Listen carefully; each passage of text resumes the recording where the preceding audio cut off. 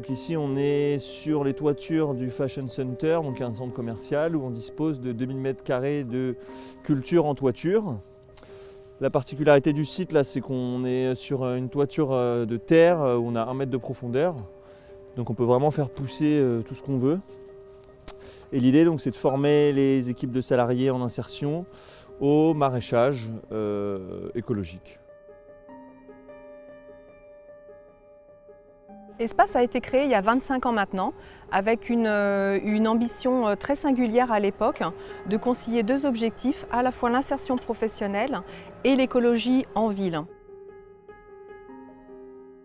Et puis plus récemment, on a ouvert un café solidaire et puis une ressourcerie pour pouvoir collecter les dons d'objets et de vêtements et puis les revendre au public.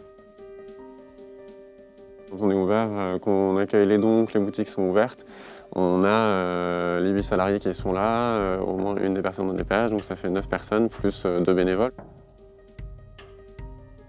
Alors cette période de Covid, et notamment à partir du confinement au printemps, a vraiment mis en évidence l'importance du travail qu'on fait en insertion professionnelle, de pouvoir accompagner et être présent auprès de personnes au quotidien dans des activités qui leur permettent de reprendre confiance en eux et de pouvoir aussi acquérir de nouvelles compétences qu'ils pourront mettre à profit dans un métier futur.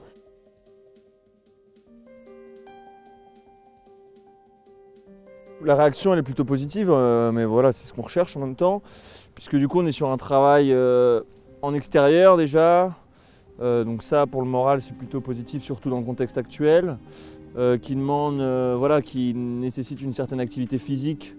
Donc là aussi on est sur des aspects plutôt positifs moralement. Cet élan de générosité et la solidarité dont les gens font preuve pour pouvoir maintenir en fait le terreau et le lien des associations qui œuvrent au service de l'économie sociale et solidaire et qui permettent aux gens en insertion de continuer leur activité était très fort et ça nous a vraiment motivés.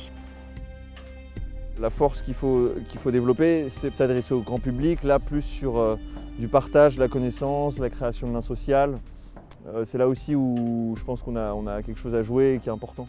On a 2 activités essentielles. La première, c'est redonner une seconde chance aux hommes en les accueillant ici, donc les salariés en insertion, en les accueillant ici, en leur permettant de gagner en compétences, en confiance en eux, pour qu'ils se débrouillent ensuite par eux-mêmes.